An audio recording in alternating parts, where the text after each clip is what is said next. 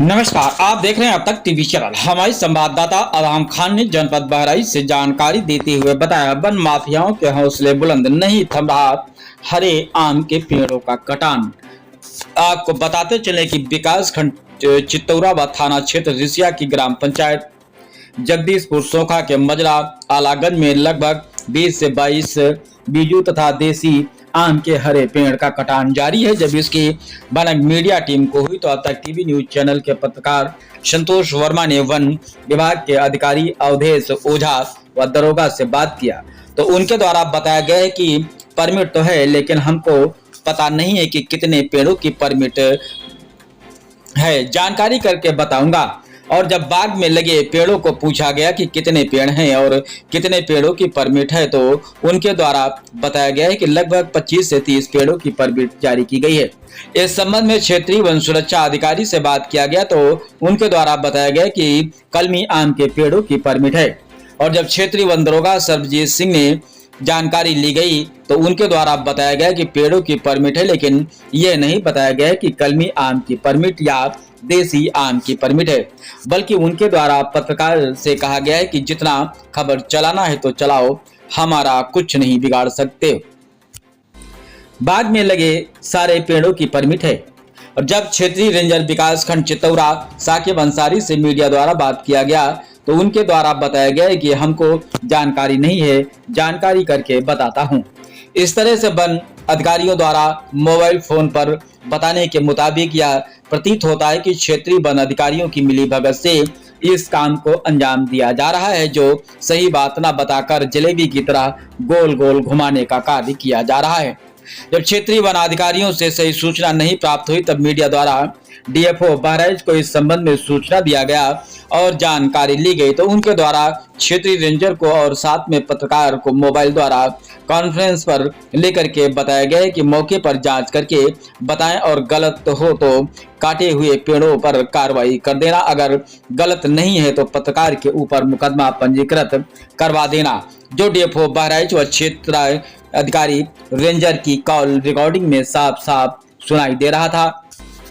इतना सब कुछ होने के बाद भी विभागीय अधिकारियों व ठेकेदारों द्वारा विभाग द्वारा बनाई गई परमिट को छुपाते रहे और न ही ठेकेदार द्वारा कोई सही बात बताई गई। इससे यह प्रतीत होता है कि इसे में सभी का मिली भगत है।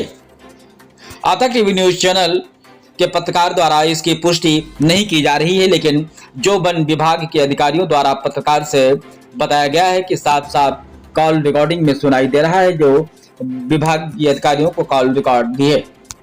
गुलाम मोहम्मद नामक ठेकेदार द्वारा ND news electronic media channel के मंडल ब्यूरो चीफ बताकर करता है हरे आम के पेड़ों की कटान।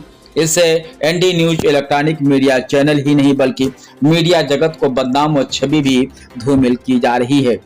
इतना ही नहीं, जब क्षेत्रीय रेंजर मौके पर पहुंचे तो उनके द्वारा संतोष कुमार वर्मा पत्रकार को फोन लगाकर सरकारी मुकदमा जैसी कठोर कार्रवाई करने की भी धमकी दी गई है, जबकि भारतीय नागरिक होने के कारण किसी से भी संविधान के तहत कोई भी भारतीय नागरिक जानकारी ले सकता है। इतना ही नहीं बल्कि जनपद बहराइच में कई बार खबरें प्रकाशित हो चुकी हैं कि हरे पेड़ों की परमिट विभाग द्वारा जारी तो जाती है, लेकिन विभाग द्वारा चंद पैसों के लिए बिना परमिट के अवैध हरे भरे पेड़ों की कटान करवा दी जाती है। इतना ही नहीं बल्कि सूत्रों के हवाले से यह भी खबर है कि ठेकेदारों द्वारा कटे हुए पेड़ों के साथ साथ जीसीबी द्वारा पेड़ों की जड़ों को खोदाई करके तत्व को भी छुपा दिया जाता है।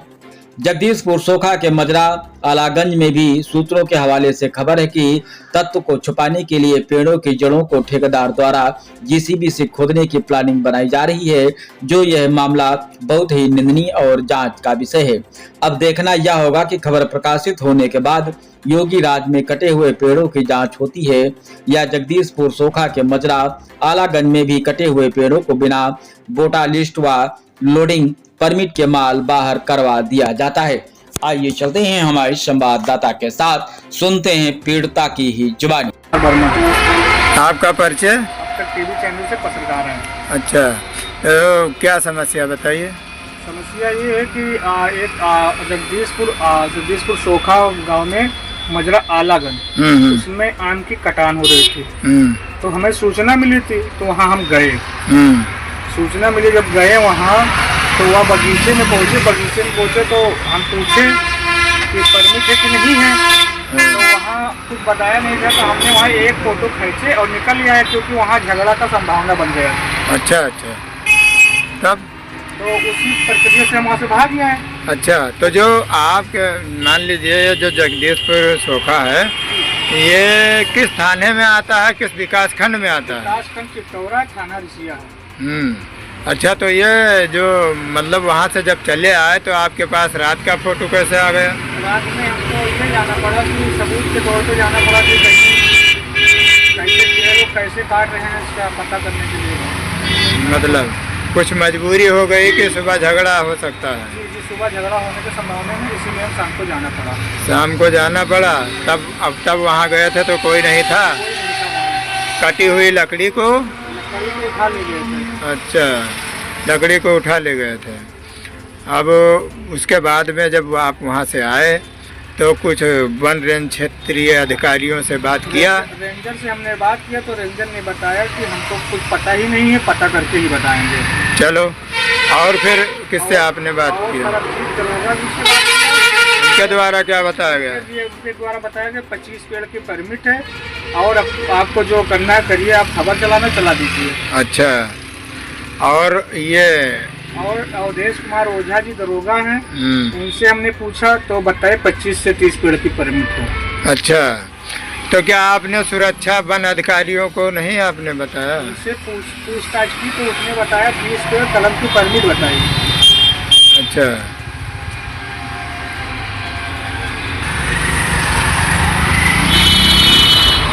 और उनके क्या सुरक्षा अधिकारी वन सुरक्षा अधिकारी से बात हुई आपसे? ये बात हुई तो 20 पेड़ की परमिट बताई थी। कैसी परमिट? कलम पेड़ की परमिट बताई। क्या वहाँ पे हरे पेड़ थे या सूखे पेड़ थे? हरे पेड़ थे।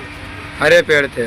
तो उनके द्वारा कलमी बताया गया और कुछ लोगों द्वारा बीजू बताया गया, कुछ लोगों को द्वारा 25 बताया गया, कुछ लोगों को 25-30 बताया गया। सुरक्षा के द्वारा मतलब सभी की बातों को अलग अलग तरह से जो है अलग अलग तरह से घुमाया फिराया गया। अच्छा अच्छा, तो उसके बाद में आपने DFO बहराइच को बाद सूचना दिया? डीएफओ बहराइच को हमने सूचना दिया, डीएफओ बहराइच से अपनी सूचना बताई तो उसने रेंजर को लाइन पे लिया और रेंजर को लाइन पे लेकर रेंजर से हमने बात कराई। रेंजर ने कहा कि अपना नंबर बता दीजिए। नंबर हमने अपना उसको बताए, वो वहाँ से निकल रहे हैं, अभी फ़ोन करेंगे।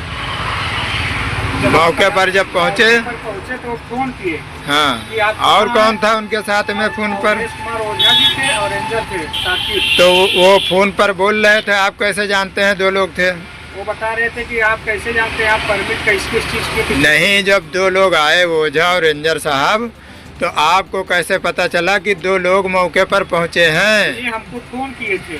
ओझा पहले फोन किए? ओझा फ़ोन किए थे, हमको बुला रहे थे। अच्छा, उसके बाद में बात क्या हुई रेंजर साहब से आपकी? रेंजर साहब बुला रहे थे, उसके बाद में कहे कि आप नहीं आओगे तो आपके ऊपर मुकदमा पंजीकृत करवा देंगे। किस संबंध में? ये आपको नाजायज समय बर्बाद करने के लिए। नाजायज समय बर्बाद करने के लिए। तो उसके बाद में क्या रिसिया थाने में किस तरह से कोई आया या मुकदमा दर्ज हुआ? थाने में अवधेश कुमार ओझा जी आए, एप्लीकेशन देके गए। क्या बताया उसमें? उसने बताया कि क्या बताया, क्या हुआ फिर? ये बता रहे थे कि सरकारी काम में आप बाधा डाल रहे थे।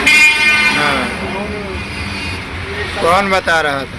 रेंजर साहब। रेंजर साहब बता रहे थे जी, सरकारी काम में आपने बाधा डाला। जी।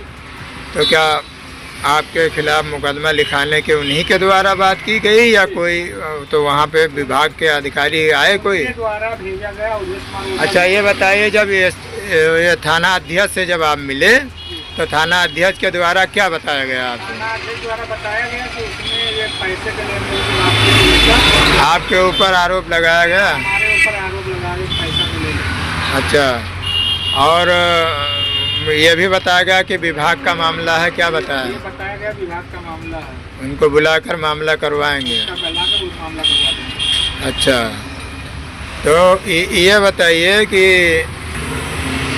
अब आप क्या चाहते हैं, सरकार से क्या मांग करना? सरकार से ये मांग करना चाहते हैं कि जो है वो उचित संबंधित में जांच की जाए। हाँ, मतलब सही जांच की जाए। जांच की जाए। हाँ, और जो दोषी पाया जाए उसके तरफ से उसके ऊपर कार्रवाई की जाए। अब हम पत्रकार हैं, इस तरीके से हमको धमकाया जा रहा है, जबकि भारत के हर नागरिक को अधिकार है, पर गलत कहीं हो रहा है तो हर भारत के नागरिक को जानकारी लेने के अधिकार है। हमको इस तरह से धमकाया गया, क्षेत्रीय नागरिकों का क्या हाल होगा।